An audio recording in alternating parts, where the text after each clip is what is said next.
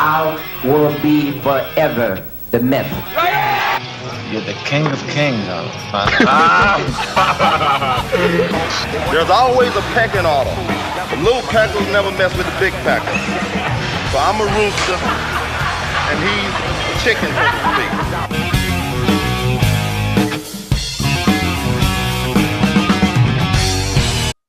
All right, welcome back to the Bodybuilding Legends podcast, and I have my good friend Jerry Brainum with us again today. We are doing our year-end review, and 2020 just ended. We're going to go back 40 years, and we're going to talk about the year 1980. Jerry, how you doing?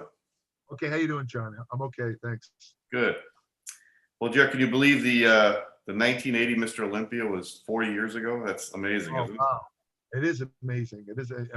That's got to be, that in the 81 have to be the most controversial, even to this day, the most controversial. I think you would agree with that. Most people would.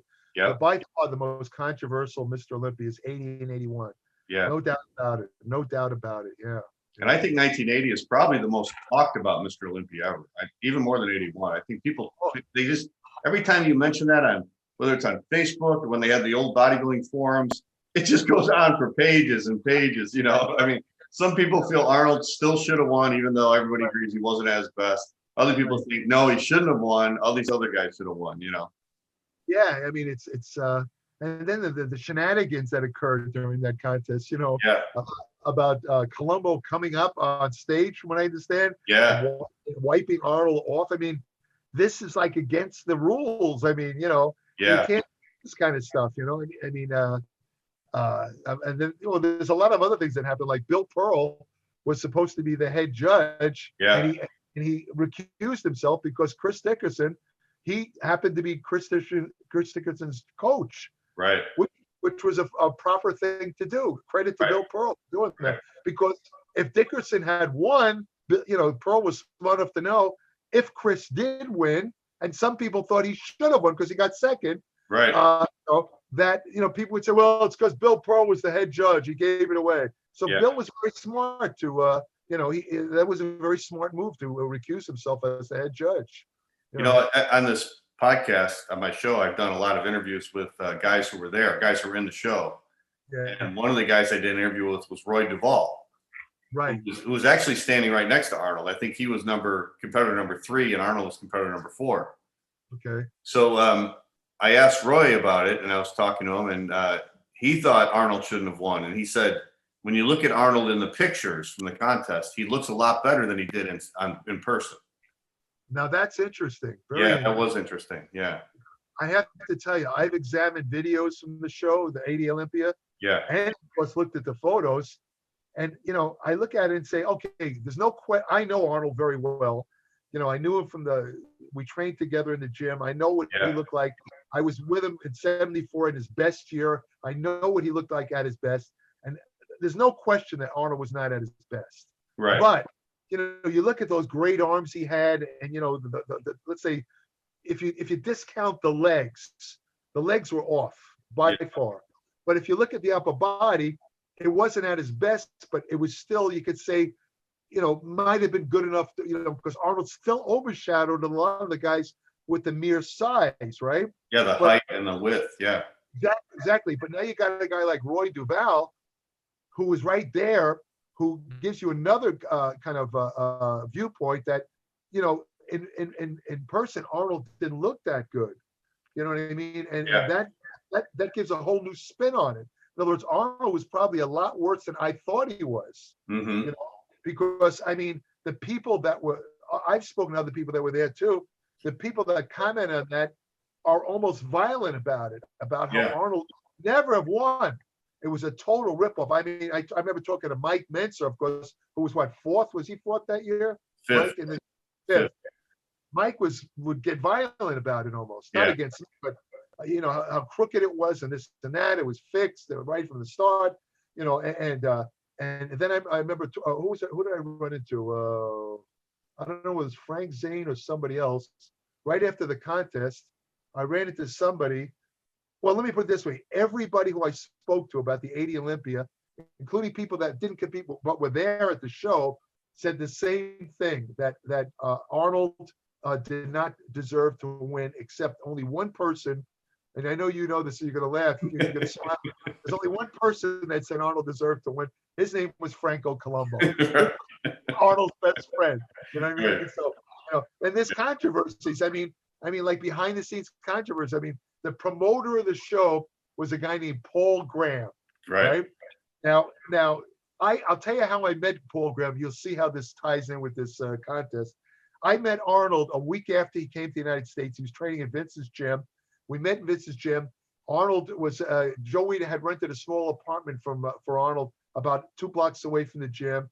He rented a Volkswagen Beetle for Arnold to drive. Arnold wanted to show me what happened in Miami. I think we talked about this in a previous show about how Frank Zane, it was fixed for Frank Zane.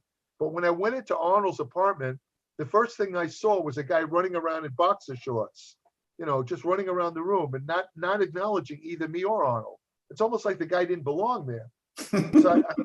So, I said to Arnold, I said, who is this guy? He says, oh, he's just a friend of mine, Paul Graham from Australia. He goes, right? So now you see how it ties in. And, there's rumors that, Arnold and Paul were involved in some illicit businesses and this and that. And Paul took the fall for Arnold. And did some time in prison, So anyway, the point being that Arnold and Paul Graham were tight. They were close. And, and who's the promoter of the show? Paul Graham. So you could see how people would say, well, Paul Graham's a good friend of Arnold's. It was obviously fixed for, Paul Graham probably had a hand in it of why Arnold won. Now, the same thing happened in 72 when it was held in Essen. In that contest, the promoter was, what's the name of the guy that he was the publisher of the German version of Joe's magazine. If you see his name, Busick was the promoter of that show. Oh, and who's Albert Busick? Again, a guy at Arnold's wedding, one of Arnold's good friends. See how it ties in? Yeah. Because these guys were the head honchos at both of those shows. Right. And that show in 72, as we discussed previously, was also very close between Arnold and Sergio, with most people saying that Sergio should have won that. Sergio was at his all-time best, and yet Arnold still won, and some people ascribe it to this. Yeah. But in Sydney in 80, now the situation was now Paul Graham's the promoter. So, the thought is that he had something to do.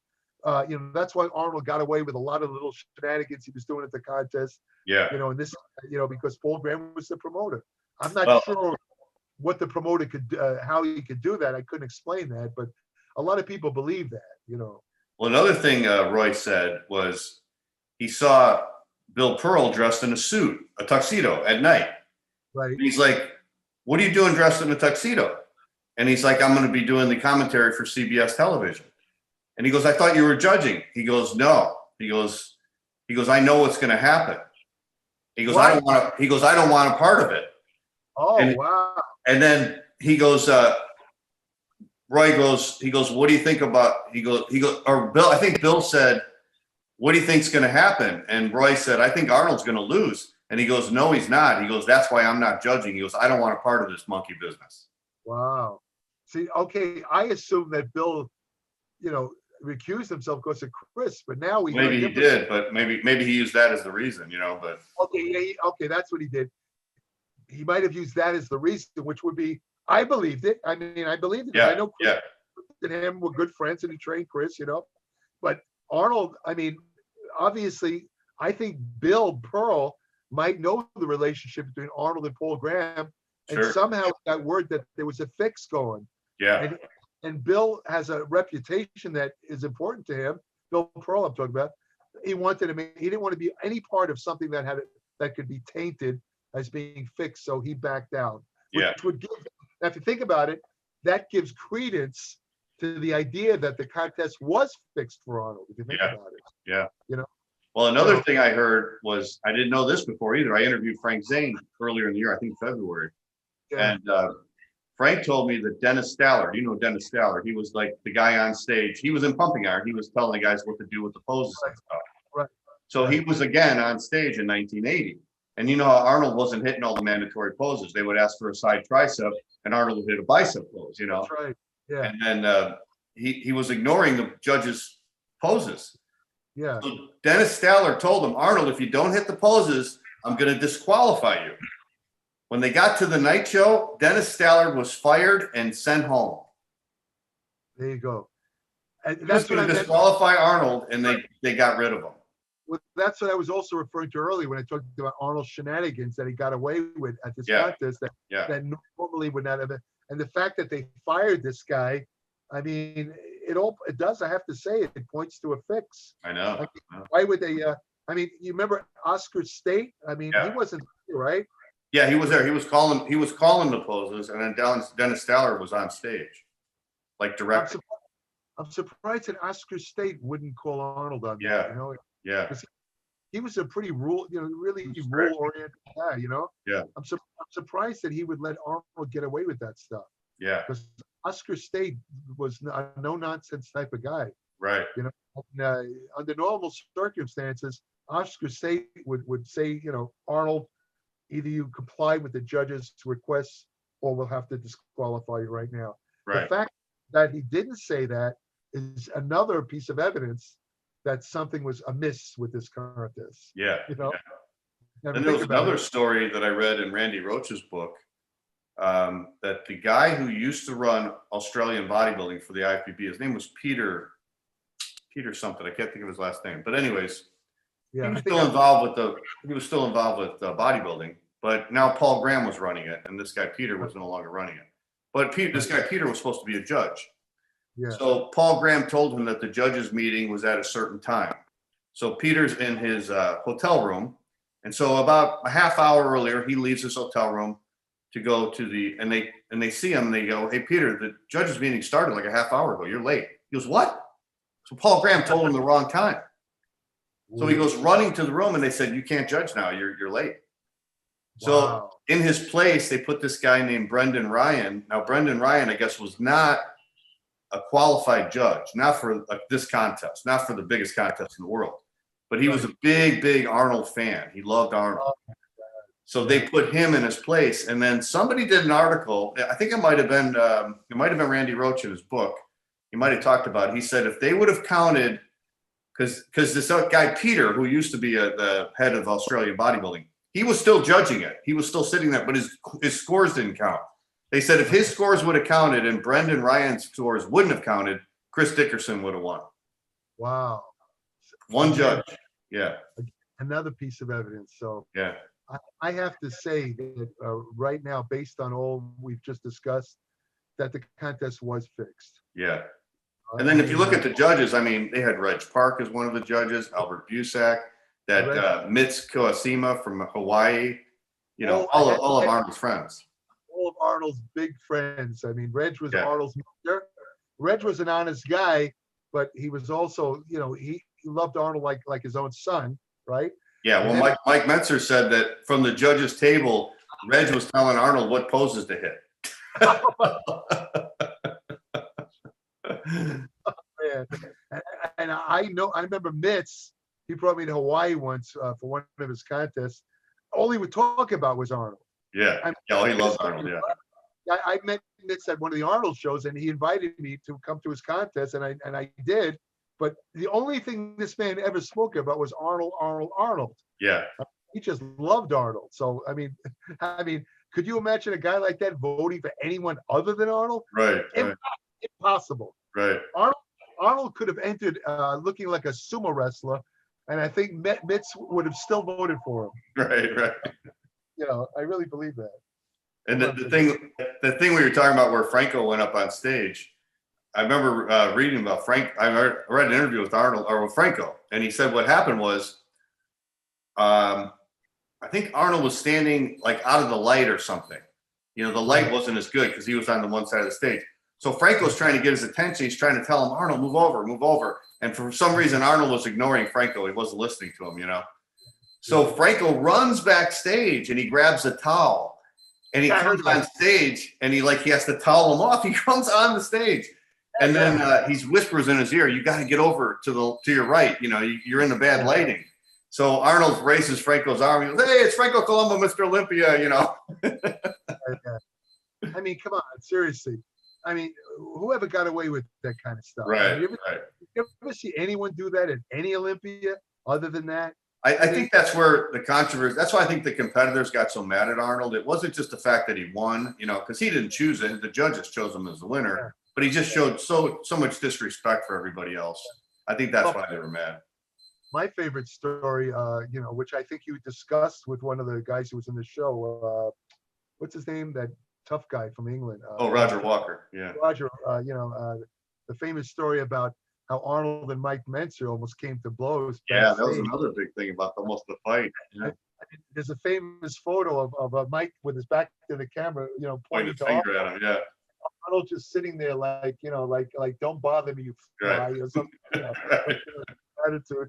And you know, because Arnold supposedly said to him something about, you know, Mike, they're never going to give the contest. I can hear Arnold saying this too. They're never going to give the contest to a guy with a big belly like you. I can just keep saying that, you know. Right. I mean. Yeah.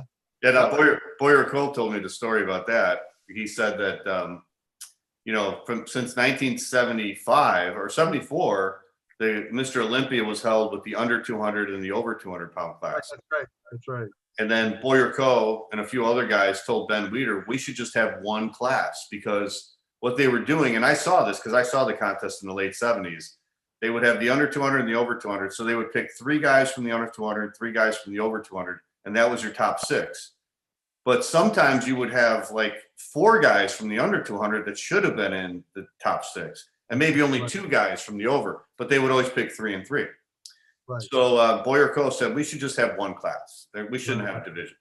So everybody agreed. I think there was 16 competitors in the 1980 Olympia. 15 out of 16 guys agreed, except for Arnold. Arnold was the only one who wanted 2 classes, and I think he figured if he goes in over 200, he could beat most of those guys, and then it would be him against maybe Chris Dickerson. Maybe he was looking at it like Chris Dickerson and Frank Zane might be tougher competition. I don't know. Right. Well, I remember attending one Olympia, I think it was the 90s, and they had that Olympia press conference. I was, you know, writing for Joe at the contest. And I asked that question to the panel, to the competitors. And I was looking, and I asked the question, I was looking at 2 particular competitors. One was Sean Ray, the other was Lee Labrada, because these are shorter guys. Yeah. And I think most people will agree that either one of these guys could have been Mr. Olympia, and both of them came close to winning the title. Yeah. And I said to myself, my God, if there was a under, you know, a shorter, or like they have today, a 212 pound class, these guys would easily be Mr. Olympia. Yeah. So I said this question is for Sean Ray or Lee Labrada, either one of you guys.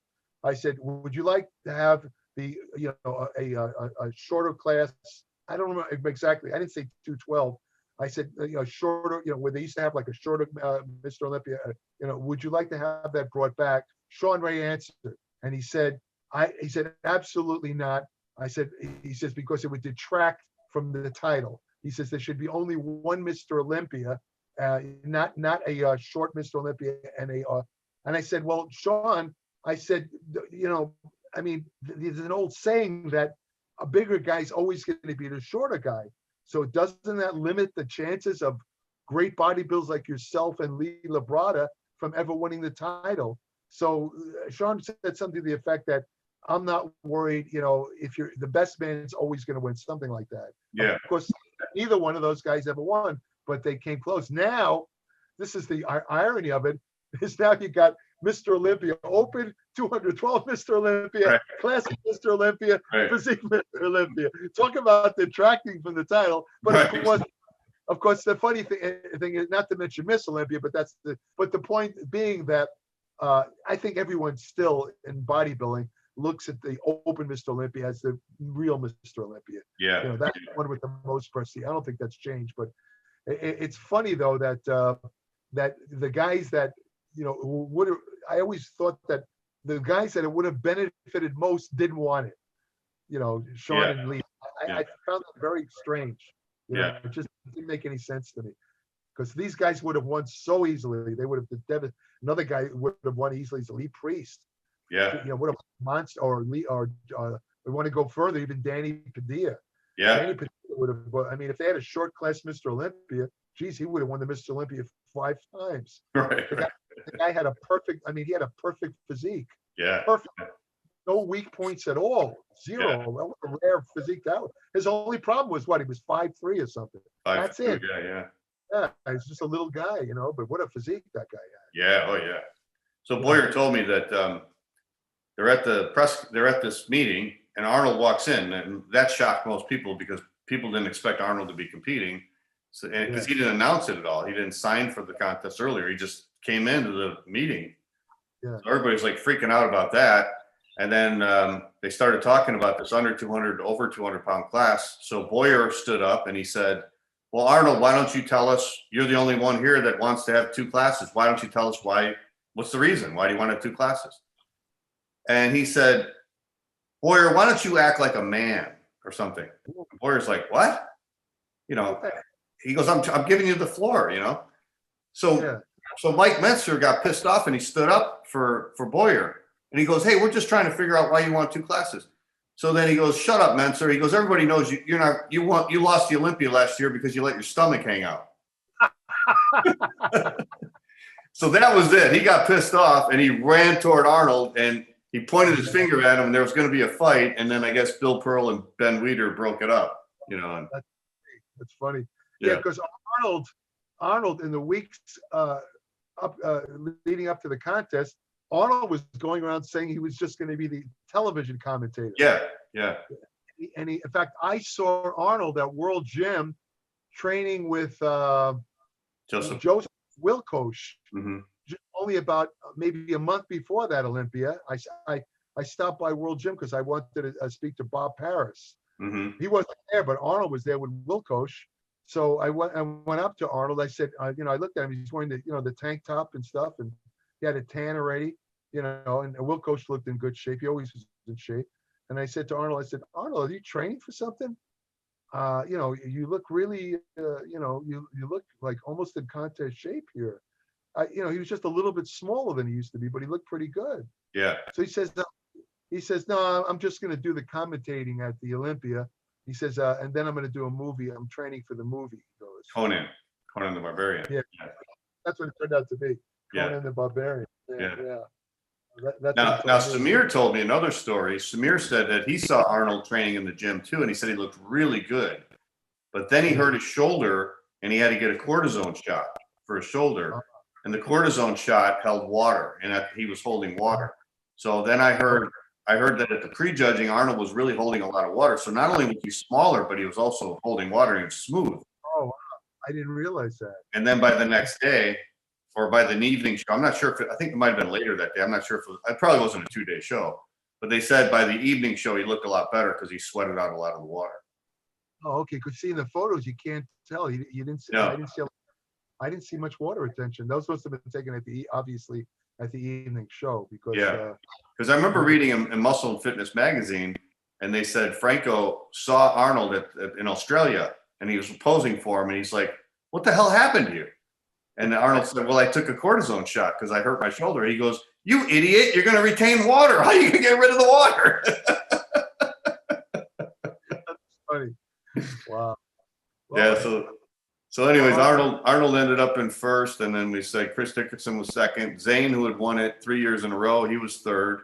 Boyer was fourth, and then Mentzer was fifth, and Roger Walker was sixth. Roy Callender was seventh, and then eighth place I think went to Dennis Tinerino.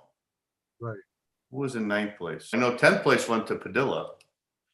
A lot of people thought Padilla could have placed higher. I would think so. Did you see how he looked? How Padilla looked in that show? He looked great. Oh, Tom Platz was in ninth place. Okay. Well, you see, when Danny was in shape, he had no weak points. Yeah. There was nothing. He had calves, bicep, tricep, back. He was big in that show too. Yeah. The only problem with Danny was his height. That was it. Yeah. But then again, Chris Dickerson was no giant. He was only 5'6". Right. So, so you wonder about. I'm not really sure what they found. What the problem with Danny was. Do you think that was Dickerson's best look ever? I think Chris himself has said that. Yeah, he did. He said in an interview with me. He said it. I would tend to agree with that. He was in a. He said he was better in 80 than he was in 82 when he won it. I was just going to say that. I think he did look better in 80. He was almost perfect in 80. He really was. When he won, he wasn't quite as hard as he was in Sydney in 80. And even 81, I saw 81, and even Chris said this. He said he wasn't as thick in 81 as he was in 82, or 1980, I mean.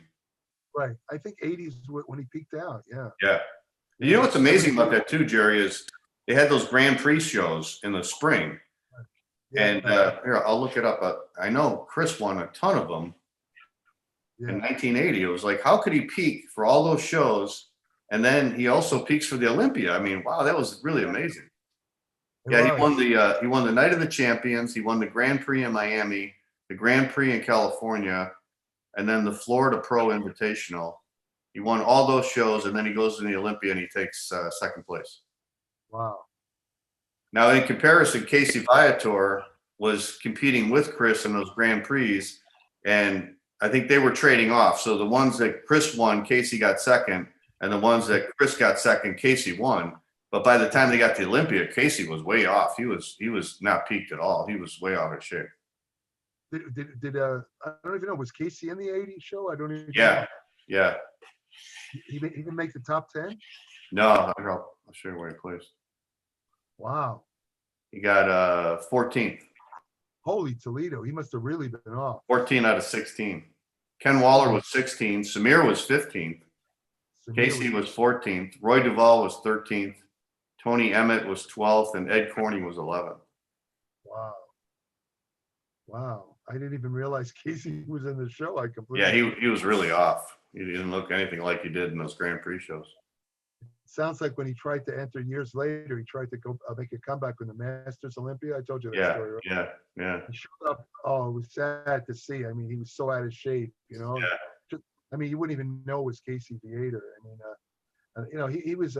I knew Casey pretty well. I went backstage, and I mean, before I could say anything, he says to me, I know I look like shit. No, I wasn't going to say anything because I like Casey. I didn't want to, hurt his feelings. And he says, I got divorced again. Now, I don't know how many times he's been married. That's the way he put it. I got divorced again. And he says, I only trained a month for the show. I'm thinking, Casey, you trained for an Olympia, whether it's Masters or not, a month? That's it? So what do you think? This is the Colorado experiment again? Yeah. You remember that when he gained 63 pounds? Yeah, we talked about that last time, yeah.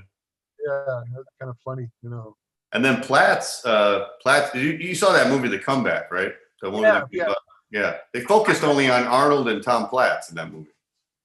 For some reason, I guess they thought that Platz would be like Arnold's biggest competitor. Or maybe the other competitors didn't want anything to do with it. Maybe that was it, but I mean, it turns out that Platz wasn't even close to being. No, he was only 9th. Yeah. Yeah, I remember seeing that movie where they showed Platz backstage when they were announcing and he looked horribly dejected. Do you remember that? Yeah, he didn't make the top 6. Yeah. I mean, his head was hanging. He looked like he was going to start crying any minute. I felt bad. Yeah. But what's amazing is how much progress he made in that from 80 to 81. My God, in 81, I thought he could have won. In 81, he definitely could have won. He definitely could have won. In fact, I would say that in 81, it could have been either him or Danny Padilla. I would have had Franco no higher than 3rd. Higher than. I would have him 5th. Maybe even. I don't remember who else was in the top 5. Roy Callender and Chris Dickerson. Oh, both of those guys were better than Franco. Franco was behind all those guys. Yeah. So that was another gift. Yeah. Arnold got the gift in 80, and his buddy got it a year later. Yeah, right. And you remember in that movie when the day after the show they showed Platz in the gym and they go, "You're training already?" And he's like, "Yeah, I got to get ready for next year." So that's interesting when you look at what happened next year. He looked amazing, Right. Let me ask you, who promoted the 81 Olympia? Arnold and Jim Lerner. Yeah. You know what we're going to say here, right? After what I said here, it would go again. You know what I mean? Arnold's the promoter, and his buddy wins. It's just the reverse of what happened with Arnold and the other guys. I got to say, there's something to that, You know what else is interesting at the contest that's probably never talked about is about a month after the Olympia, Arnold had his Pro Mr. Universe in Columbus. Right. So Arnold and Lorimer promoted the Olympia from 76, 77, 78, 79, then 80, it went over to Australia. So that was the first time since Arnold and Lorimer were promoting it that it went over, that somebody else was promoting it. So they said, well, you can't promote the Olympia, but we'll give you the Pro Universe. So they promoted the Pro Universe a month after the Olympia, and Arnold was promising that whoever won the Mr. Olympia would guest pose. Well, he won the Mr. Olympia and he didn't guest pose. And he didn't guest pose. No, he had a suit on the whole time. He never guest posed. So his friend Joseph Wilcox won the show, and Tom Platz was second. That Pro Universe, huh? Yeah, and that was like a month after the Olympia. Was Dennis Tinerino in that show? Do you know the Pro Universe? He might have been. Yeah, it was Wilcox first, Platz second, Bob Birdsong third, Albert Beckles fourth, Greg DeFaro fifth, and Mohammed McAway sixth. So none of the big names for the Olympia went in it. I see. Because they were so pissed off about Arnold. Because I vaguely recall Dennis winning a Pro Universe at the time where they took the title away from him. But I don't remember the reason why. Yeah, I don't remember the reason why, but they took he won the Pro Universe, but they took the title away from him. I'm not sure why. I kind of remember that too. Yeah, I don't think it was a drug thing. No. I don't know what it was. I don't remember. I think that was a couple years earlier, wasn't it, Jerry? Was it? I don't know. Yeah, it might have been. Yeah. I just remember it was some sort of Pro Universe. It wasn't a NABBA show. It wasn't a NABBA. I think it was because they said he did another organization, so then they took it away from him and they gave it to someone else. Okay. Yeah. I think it was in the late 70s. Okay, I see. All right. Yeah. Wow. And that was an IFBB show, right? Mm-hmm. It was the IFBB, yeah. Yeah. Wow. It's and then, of course, next year, a lot of those guys boycotted the Mr. Olympia. Frank Zane, Boyer Coe, Mike Mentzer, and Albert Beckles all boycotted the Mr. Olympia in 1981. Because of the 80 results? Yeah, because Arnold won, yeah. And then they also said that they heard Franco was going in it, and they said he's going to win. And they tried to get Tom Platz and Roy Callender, Roger Walker, Chris Dickerson. They tried to get them all to boycott it. I think Chris Dickerson was going to boycott it at first, and then he figured, well, since I was second, I can win, so he went in it. And Tom Platz was a big supporter of Arnold, so he went in it. And I asked Roger Walker, and Roger Walker said, well, I wasn't in the position that Boyer Coe and Mike Mentzer and Frank Zane were in. They were the top guys. He goes, I was below them. So he goes, I didn't feel like I couldn't really boycott it. I didn't have I wasn't that high up. Yeah. Well, the thing is, the other guys was just basically saw the handwriting on the wall. Yeah. I mean, Arnold as the promoter, Franco in the contest. I mean, they saw a repeat performance of Sidney, except this time, instead of Arnold being the show, now it would be Franco. Yeah. And they didn't want to waste the time. And I think they actually made the right move. Yeah, they did. Yeah. The results speak for themselves. The results speak for themselves. I don't think anyone would have won that show other than Franco. The only way Franco, I was going to say the only way he would lose is if he really looked terrible. But he wasn't at his best and still won. Yeah, well, it was the legs. The legs were so out of proportion. I mean, I thought his upper body was just as good as it was before, but the legs were terrible. No, not a single cut in his leg. No. How are you going to beat guys like Tom Platz and Danny Padilla and Roy Callender? Those guys had great legs. Chris Dickerson had great legs, And they were in shape too. They were at their best. Oh yeah, they were at their best, right? Yeah. So 81, you could say, was also a ripoff. Oh yeah, yeah. Unfortunately, that's sad. But that's a lot of people thought Dennis Tinerino should have did better in 1980. They thought he looked really good. I thought he did too. Arnold had, Dennis had great abs, shoulders, he could. I think he should have placed higher for sure. His weak point was his back, though, right? I remember his back wasn't as good. Yeah. Yeah, he didn't have a lot of definition in his back. That's true. Right. His legs weren't a strong point either. Right. They were passable, but not really great. Yeah. You know what I mean? But, he had a nice overall physique, but he could have made the top 5, I think. You know, he might have done that. Yeah. Maybe, or 6th. You know. I thought Roy Callender looked good too in that show. Yeah, Roy always showed up in pretty good shape. I don't think I can't think of a contest where he really looked bad. You know, where he looked terrible off. Yeah. You know, where he looked noticeably off. In some contests he was better than others. Remember in 1980 they had the Roger Walker and Roy Callender tied for 6th, and they had to do actually at the prejudging they had to do a special pose down between those two to break the tie, and I think Roger Walker beat him. But actually they had both of them in the pose down, so they had a 7-man pose down instead of a 6-man pose down. No kidding. Wow. And then Roger Walker, that was his best ever shape. You know, he was from Australia. He was the hometown guy. So right. Yeah. But man, he was thick and in great shape in that contest. Yeah, I saw him in the photo standing next to Arnold. Arnold didn't dwarf him at all. No. It wasn't a question where Arnold just completely overwhelmed the guy. No, it didn't happen. Yeah. Roger Walker actually had a more complete body than Arnold. Yeah. You know, Arnold had, you know, the arms and stuff like that. But, I mean, Roger Walker, if you go, you know, by the complete body, head to toe, Roger Walker would actually have beaten Arnold in a if they judged by every body part. Yeah. Or I should say the complete package. Because Arnold's legs were, again, noticeably off. Yeah. Just really off. And what you told me today, I didn't know. I mean, I didn't know that what Roy Duval said, that he actually looked much worse in person than he showed up in the photos. Yeah. That adds to it even more, if you think about it. I mean, you know, it's like a travesty. Yeah.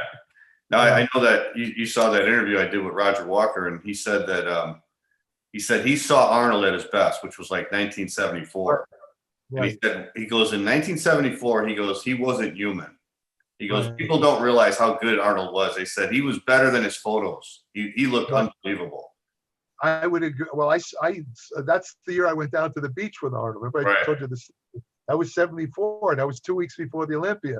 Yeah. And I like I said, the reaction of the average person to Arnold, people who never saw a bodybuilder, it was the looks on their face were the same as if an alien spaceship had landed on them. They could not believe their eyes.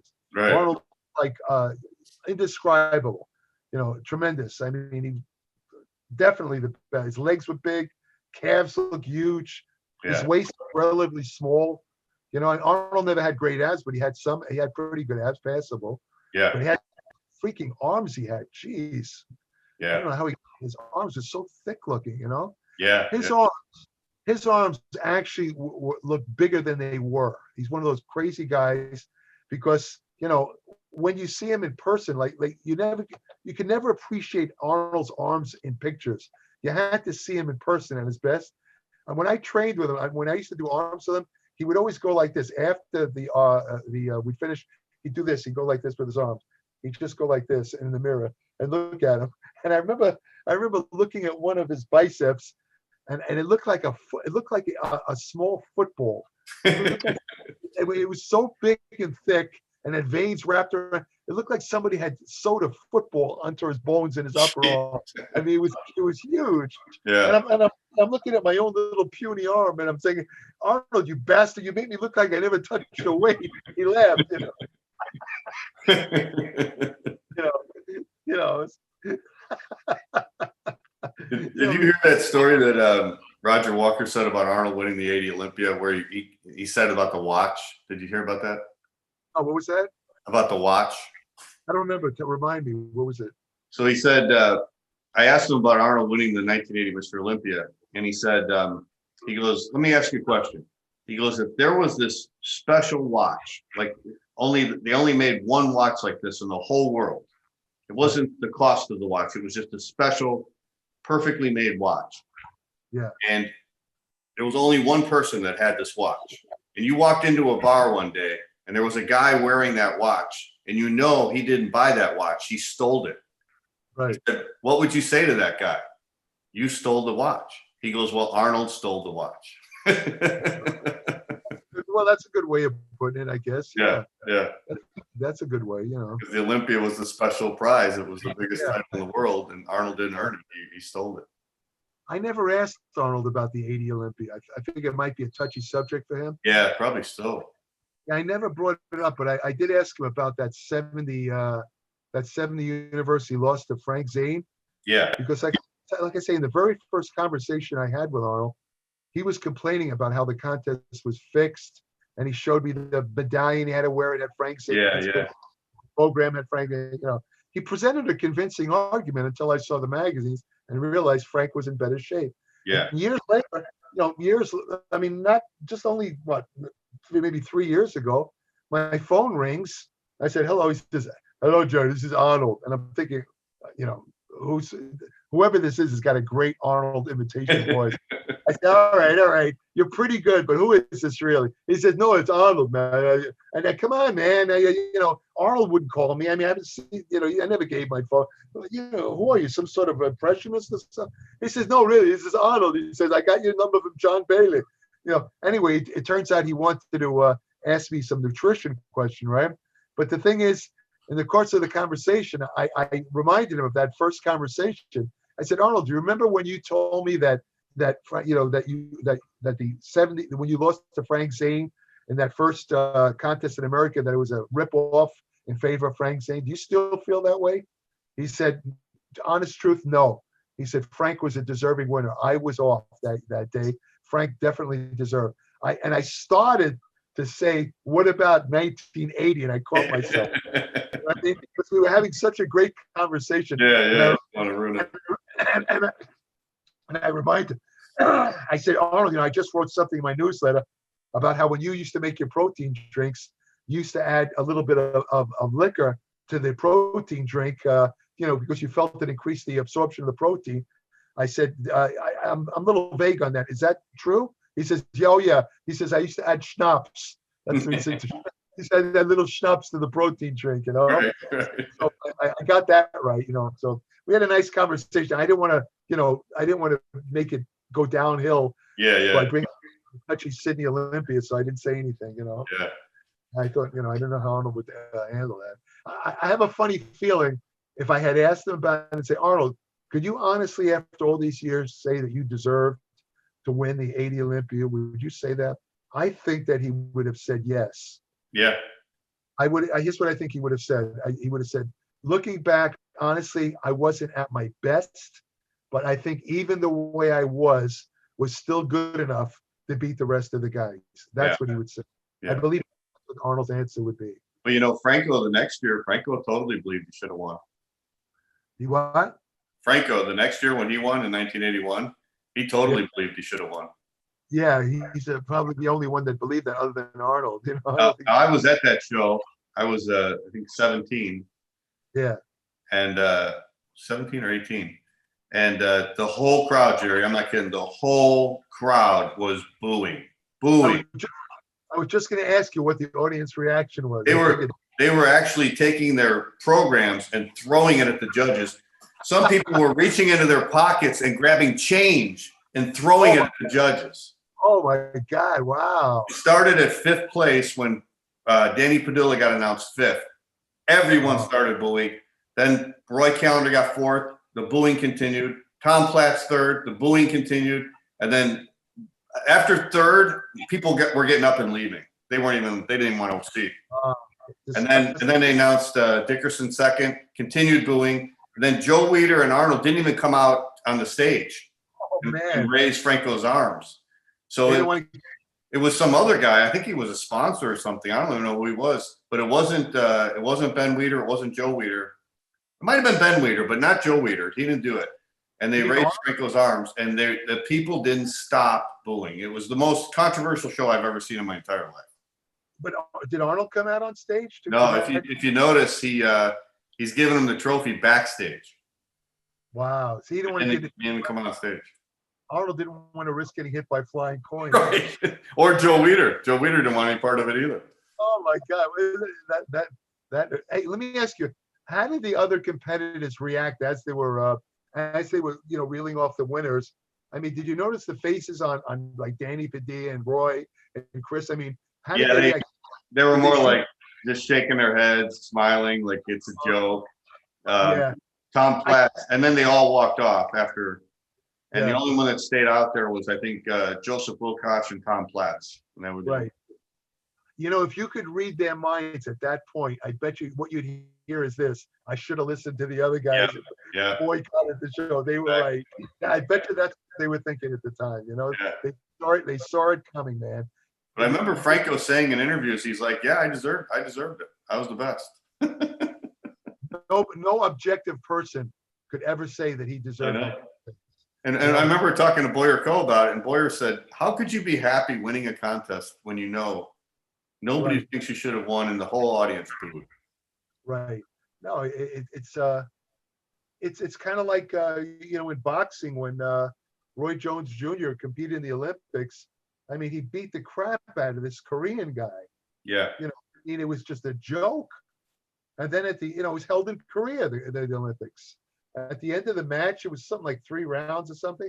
You know, Roy Jones is standing there, and you can see he has his arm ready to be picked up as the winner. Instead, they pick up the Korean, and the Korean. I'll never forget this. The Korean's face dropped. I mean, he couldn't believe it. Right. His knees buckled. I mean, he thought he was like, he didn't even believe. How did I win? This guy beat me to death, and I won. You know, and I vaguely remember. I could have sworn he went up and I think he grabbed raised Roy. I don't remember that. I think it might have happened, but it was one of those things, you know. And what the hell is going on here? Right.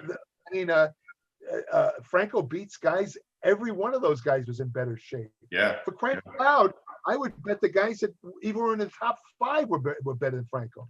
Yeah. But I will give credit. Franco had a fantastic upper body. Yeah, he did. And he was super hard. He was really hard. And I noticed that the prejudging, he never stopped flexing. Like he was going like this. He was squeezing down on his chest and abs. And he was always hard. Where the other guys, you know, this was back in 1981. They were relaxed. When they were relaxed, you know. But Franco never stopped flexing. And I don't know. I talked to Winston Roberts, who was a judge, and he said Franco was the hardest guy in the show because I asked him, why'd you place Franco so high? And he said he said he was the only guy up there that was Mr. Olympia. And he said he was the hardest guy in the contest. Yeah, but you know, the thing is, that might be true as far as the upper body goes, but you can't give a guy a contest who has half a body. I know. I don't care. Look, John, I don't care how hard his upper body is, you know, and the fact is, you know, whether he's flexed or not, I mean, I think he was flexing, I'm guessing, probably to divert attention from his legs. To his upper body, yeah, right. Look at this, man. Look at those pectoral striations. Look at those deep abs, you know, so they wouldn't notice his lousy legs. Yeah. You know, what, Mr. Olympia with half a body? Give me a break. Come on. And plus, you know, I talked to Roger Schwab, and Roger Schwab was the head judge. He wasn't actually judging, but he was in charge of all the judges. Yeah. And he said, you know, he made a good point. He said, you know, if you look at the audiences in the late 70s, early 80s, they were very sophisticated audiences. They knew bodybuilding, you know. So for the whole audience to boo, right? I mean, like they didn't know what they were talking about. Like we didn't know what we were seeing. I mean, that whole audience knew what was going on, you know. Clearly they knew. Clearly, right. You know. I mean, that's the way. I remember we told you some funny stories about the New York audiences. Like when they used to hold the various IFBB shows at the Brooklyn Academy of Music. Yeah, another great example. Yeah, I competed in a couple of and attended them as a bodybuilding fan. And let me tell you, when a guy was out of shape, the New York audiences would not pull back.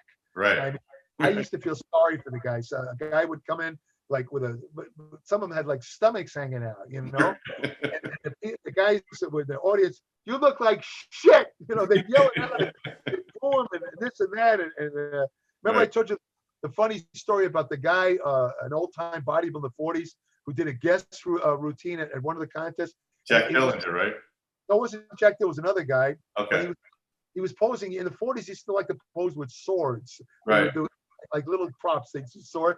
Right. So this guy brought out a sword, and he had a nice little physique. He was a little short guy. I think it might have been Ed Therold, if I remember correctly. You remember a guy named Ed Therold? Yeah. I think it might have been him. And he's doing this artistic routine where he's posing with the sword and stuff like that. But for some reason, and the guy wasn't in that bad a shape. But I don't know why the New York audience didn't like him.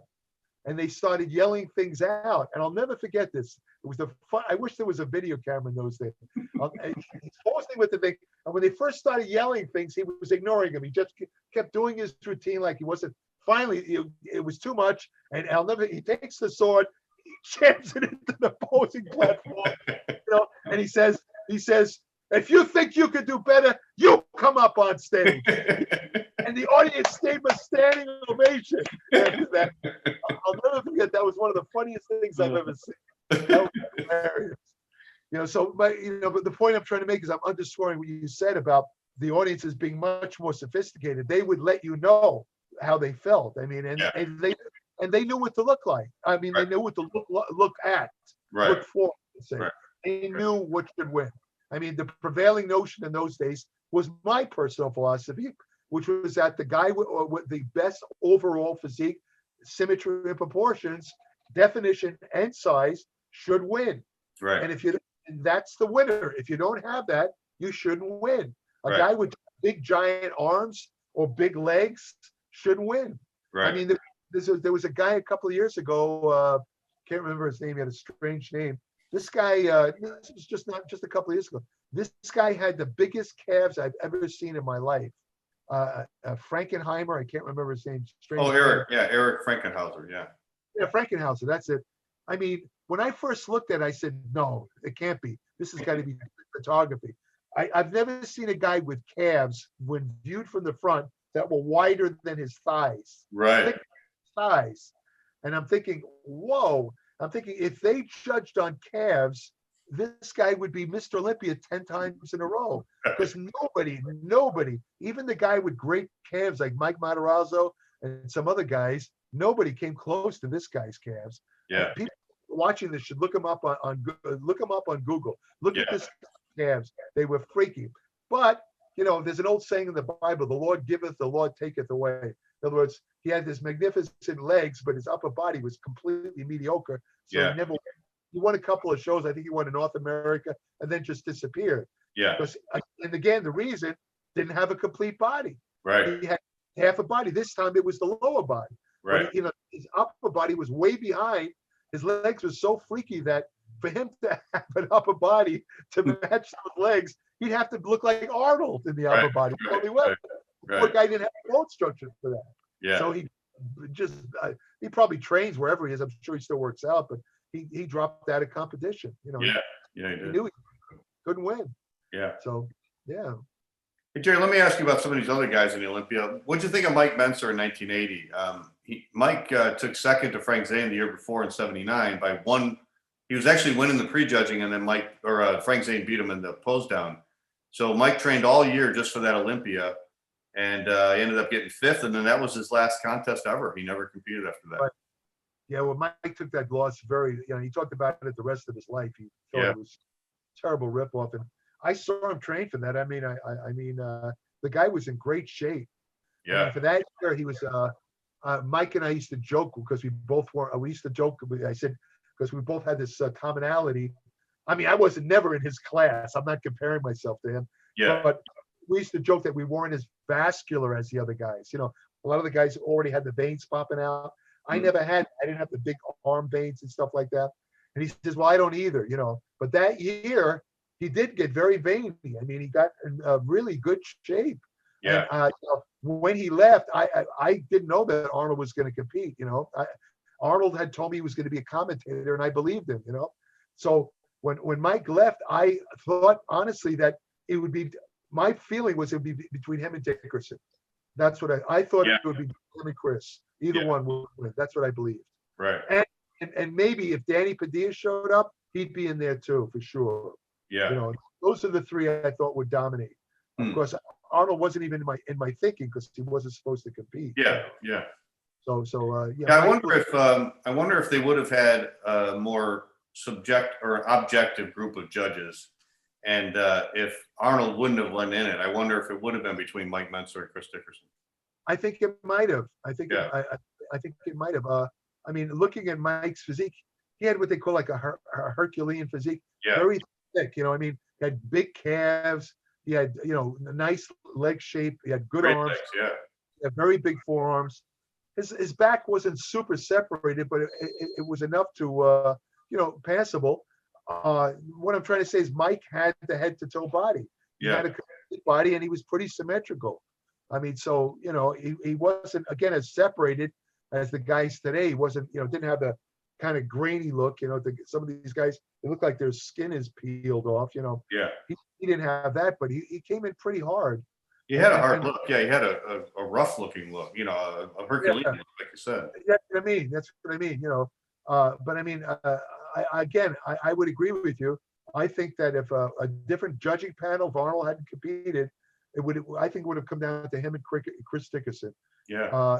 In fact, I'll be honest with you, between the two, I probably with myself, assuming both guys are in top shape, I would have given a slight edge to Mike because of, you know, a better, as great as Chris was, and Chris was fantastic because he managed to he had some extremely weak muscle groups, but he was such a great poser and he knew how to present himself so well that, you know, you almost didn't even notice that he had lousy and almost no bicep development at all, weak tricep, but, you know, the rest of them, and his back wasn't that great, but, you know, the rest of them was so good, and the way he posed was so excellent that you kind of didn't notice it. But, you know, if you're really looking at like judging between him and Mike, if you go body part for body part, I'd have to give it to Mentzer, because Mentzer had much better arms, much thicker, and just a kind of bigger guy, also in hard shape, you know.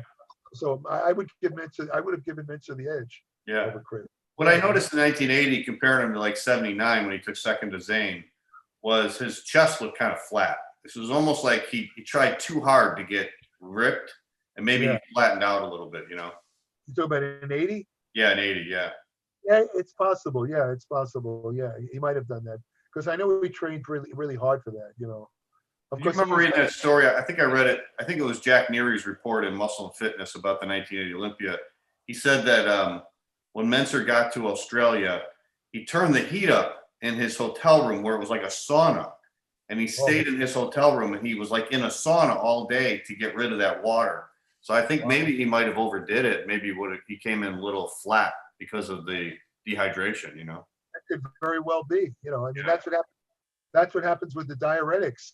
Yeah. If you take too much, people have to understand water. Muscle is 72% water. Yeah. And you know, ideally, when you take a diuretic, you just want to take away the extracellular water between the skin and the muscle. You don't want to take the intracellular water or the muscle water away, because then you get a flat-looking appearance. See. It's interesting you mentioned that because, you know, I know all the people today take diuretics. Even bikini girls take diuretics. All of them do, yeah. I wonder back then, I don't know anything about what they did with drugs back then, but I mean, look at what Mentzer went through. He didn't take a diuretic. He increased the heat in his hotel room to sweat it out, you know. Yeah.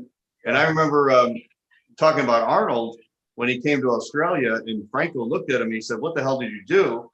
I remember he said the night before, I read this in one of the magazines, Arnold said he posed for 3 hours in his room to get rid of that water. Wow. And he said when he just collapsed in bed, he was exhausted. He posed for 3 hours. Wow.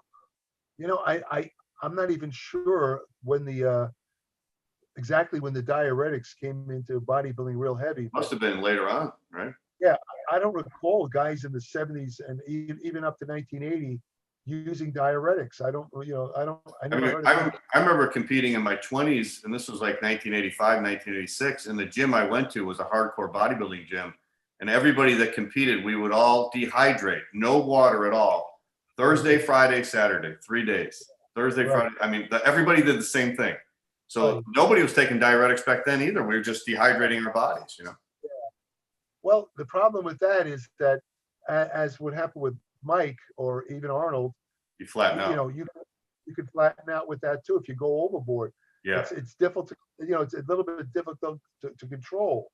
You know, even with the diuretic drugs, if you use the stronger ones like Lasix, you know, you can easily slip into an overkill effect. Yeah, that's why when they use the diuretics, they use stuff like the like aldactone or the thiazides. These are much milder, with the hope that, again, they'll get rid of only the extracellular water, not the intracellular and intramuscular water, which would definitely flatten them, you know, make them look really flat. Yeah. So it's a tricky kind of slippery slope when you use diuretics. Yeah. And of course, if you really go overboard, then you get the cramping where, you ever see these guys on stage like Paul Dillette did. Or I've seen guys where they suddenly they look like they're turning into Robbie the Robot. I mean,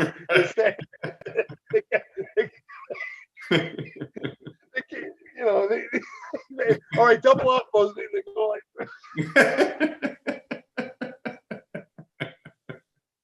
I mean, you can always tell when a guy is taking or the guys when their legs start cramping. You ever see it? They start to shake their legs. Yeah. They look like they're ready to do some sort of. Right.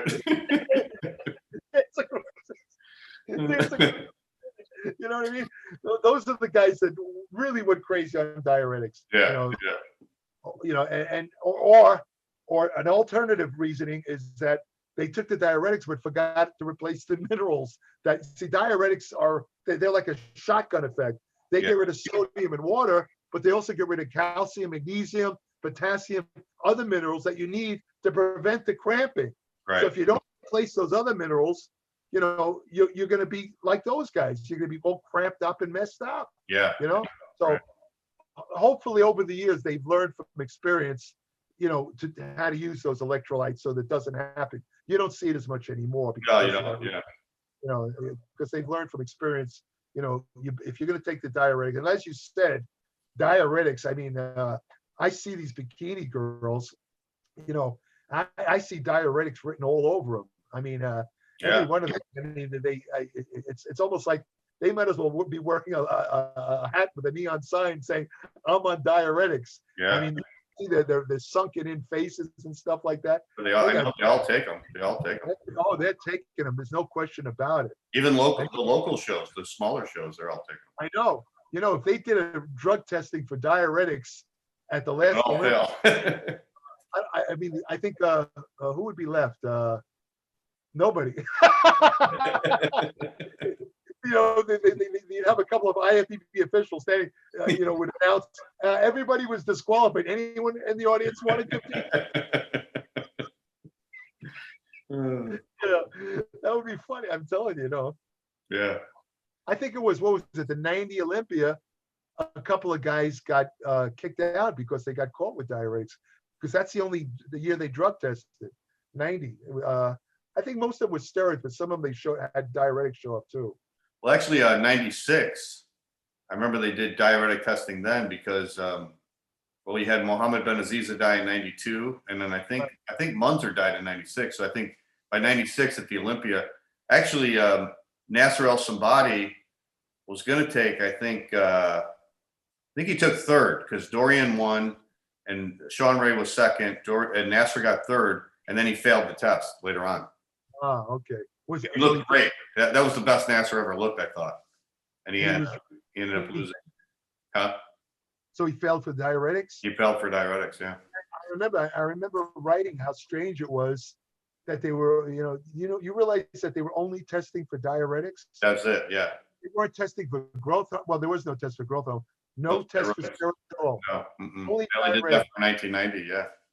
And when I asked, I think it was Wayne DeMille, I asked him, why only diuretics? He says, because that's the drug that can kill you right away. Yeah. Steroids won't kill you right away, but like I said, I think in 92, Benaziza died, and then I think Mentzer died in 96. Yeah. But in other words, he was right about that. That was actually scientifically true. Yeah. I mean, you take enough diuretics and your electrolytes go low enough, you could actually die in a matter of hours. It's not why. Yeah. But it's just strange that with the prevalent drug being anabolic steroids, that they would test for diuretics but not steroids. Right. That was kind of odd. Yeah. Hey, what'd you think of Boyer Coe in the 1980 Olympia? He looked very good. Yeah, he did. Boyer always showed up in shape. He's another guy that rarely looked out of shape. Yeah. Boyer maximized his body. He did the best what he could. I mean, just tremendous arms. I mean, his Boyer, if I remember, he had a double split in his bicep or something. Yeah. And he had certain poses that no one else could do but him. You notice that? Right. Yeah. Right.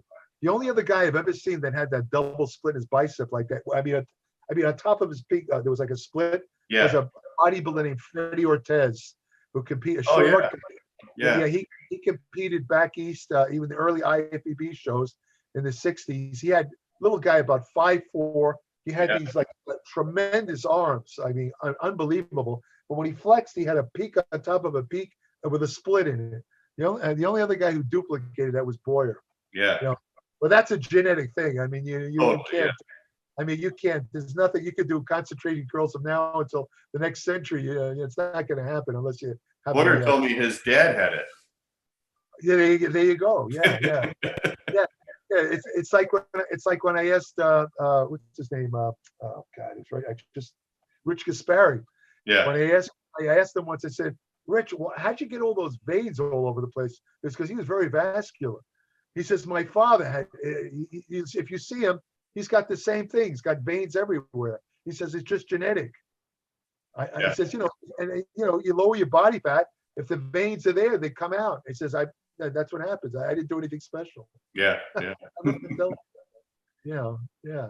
Let's talk about Zane in that Olympia too. That was the one he lost. So he had that injury. In retrospect, he probably shouldn't even done it, right? Yeah, wasn't that the thing where he was like lying in the sun? And the story I was told, I mean, this is horrible to think about, but I never confirmed it with Frank, but I was told that he was lying in the sun and I don't know whether it was Palm Springs somewhere, I don't remember. And, getting up out of this thing he was lying in, his penis got caught in it. And I think what happened was the chair broke and he hit himself on the curb of the pool where it goes into the pool, and he broke his urethra. Oh, that's what it was. Okay. Yeah. Okay. And then he lost a lot of blood. He was bleeding, and they had to go to the hospital. And then I think he was in the hospital for a while. He lost a lot of blood, and then he ended up losing a lot of weight. Wow. And I guess going into that show, he would have been his best ever. They said he would have been heavier than 79, and he would have been ripped. So if he wouldn't have had that accident and Arnold would have went in, I think Zane would have won.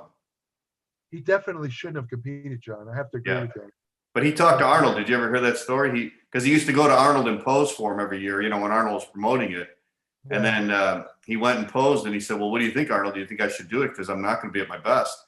And Arnold goes, no, I think you should go, and you should do it anyways and defend the title. Even if you're not at your best, I think you could still win.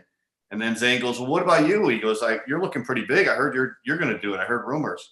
And he said, no, I'm just getting ready for Conan the Barbarian. I'm not going in it. He goes, I'll be there. He goes, I'm going to be doing commentating, but I'm not going to the contest. Yeah. Well, Arnold had an ulterior motive for wanting Frank Zane. We both know what it is, right? Yeah, the year before. Right? You remember that famous interview Arnold did? Yeah. When one of his when he won one of his Mr. Olympias.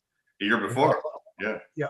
Arnold, as the microphone is in a suit and tie, and he says, "So tell me, Frank, how does it feel winning the Mr. Olympia again?" And so Frank looks at him and says, Arnold, it feels almost as good as the time I beat you back in 1970. Arnold was Mr. Cool most of the time, but I'll never forget, I saw a flicker on his face of anger. I saw a jaw, he clenched his jaw for a second. Yeah. If you ever see, you gotta look carefully, and he caught himself. He didn't say anything. I don't remember how he responded, but he didn't make a big issue of it. But Arnold, Arnold didn't like that, that because he did that, Frank did it in public, and Arnold, I understand, was very angry about it. And he called up Frank and was yelling at him and stuff. It kind of reminds me of the time when Barack Obama, he was speaking at one of these, they have an annual reporters dinner where, everybody tells jokes, including the president, gets up on, Bush did it, and Barack Obama started telling jokes about Donald Trump, right? And the camera went on Trump, who was sitting in the audience, and everybody around Trump was laughing at Barack because Barack was kind of making fun because Trump at the time was talking about how Obama wasn't really from the United States. He was from and all that, and Obama was making jokes about it, and like I said, the camera panned over to Donald Trump. Everyone around him, including the women he was with, they were all laughing, but Donald Trump was stone-faced. He was visibly angry, he just a slight smirk on his face. And the story is that's when Trump vowed that he was going to run for. That's what did it. That dinner that did it. I mean, so getting back to Arnold and Zane, I would see where Arnold would want Zane to, especially if Zane wasn't in top shape, Arnold would get his revenge for Zane's remark by beating him at the Olympia. That was kind of cool if you think about it on Arnold's part. Arnold should have been more honest with him, I mean, he should have said, "Listen, Frank, don't go in, if you're not like Dorian Yates." Dorian Yates' philosophy was, he told me after he stopped competing, he said, "If I can't compete at 100%, I don't compete at all." Right. He says, "And the injuries I had didn't allow me to compete at 100%, so that's when I retired." Yeah. That's the at that level. I think that's the proper attitude to have. Even if you're a former Mr. Olympia, if you can't come in at 100% best, I would say don't compete, because you're just going to tarn. People are only look at you at your last contest. They'll look at a guy like Frank and say, some people, not the smarter ones, but let's say the troll types. Yeah. Zane won it 3 times. Look, he couldn't even win this. He's overrated. He's not as good as people say. Look, he couldn't even win the Olympia again. The man wasn't in shape. He had an accident. But unfortunately, there's a lot of people that think like that. They shouldn't, but they do. Yeah, so that's the reality of the world. Yeah. Well, I'll tell you that contest was if it's still controversial to this day. But if Arnold wouldn't have won in it, it probably would have been a Mr. Olympia that we don't even talk about. It would have been either Zane would have won, or Dickerson would have won, or Mike Mentzer would have won. But it would have just been another year. It wouldn't have been no big deal. Sure. Well, look at the contest after 81. Look, I mean, 82. Then 83, Samir. I mean, all great guys. Don't get me wrong. Great. Does anyone ever talk about it? No. All they do is say, the only mention you hear is, "Oh, Chris, Chris won the Olympia in 82. But Samir, he was 83. That's it. Right. There's no other mention. How did he look? But nothing. Nobody. That's it. There's no controversy whatsoever. Nothing. Right. And then when Lee started winning, was it 84 or 85? The first one. I mean, for the next 8 years, no controversy at all. Nothing really. The closest it came to controversy was the 90 show. Yeah. Where that was the only drug test in Olympia, where I think I told you the story. Lee Labrada actually beat him in the prejudging. Yeah. And then they at the night show, Lee came back to win, and one of the judges told me that Lee won on his presentation. Yeah. And I said, wait a minute. I said, are you saying that Lee Haney's a better poser than Lee Labrada? Lee Labrada at the time was the best poser in bodybuilding. I'm thinking, he says, no, Jerry, you don't understand what presentation means. I said, well, explain it to me. He said, presentation means the ability to show your body at its best. And we felt that Lee presented his body better at night than Lee Labrada, which to this day I don't understand. I don't understand. I can't. Don't ask me to explain that reasoning. I have no idea what he was talking about. Right. All I know is that Lee Labrada was like a human ballet dancer. He was like a statue in motion. This guy was such a great poser. Right. Another guy in that category was Muhammad Makaway. Remember him? Right. Oh yeah, sure. He was around in the 80s. He was fantastic. Vince Garanda worked with him a lot on the pose. Yeah. Helped him a lot. I mean, very beautiful to pose. Yeah. And of course, Ed Corney. What can you say about Ed Corney? Right. Another, Ed Corney was such a good poser that even people, I've been to contests where, where people who I've been around there, they have no interest in the bodybuilder. I mean, women would say, that guy's ugly, or he's got too much muscle. They'd comment, But when Ed Corney came on, they start to put him down. Then when they see Ed's doing this great posing, they suddenly were mystified. They said, wow, this guy's really interesting I mean, his posing was so good that it would actually interest a person who has no other interest in body. Absolutely. Yeah, for sure. That's how good a poser he was. Yeah. Well, I guess what I was saying is, like, they always say Arnold is like the Muhammad Ali of bodybuilding, and he was just such a presence and such a personality, that by him going in that 1980 Olympia, even though a lot of people said he shouldn't have won and what he did was wrong, he sure did make it exciting, though. He sure did make that year exciting. did make it exciting. Yeah, it was interesting. But John, I remember reading somewhere. Didn't he also get booed quite a bit when they announced the winner? Yeah, I talked to a few people about that. They said there was a lot of booing, and then it sort of turned into cheers. So, it did. Yeah. Okay. I don't think it was as bad as 81. Yeah, no, 81 was. I mean, throwing coins on. I was there. Wow. Oh,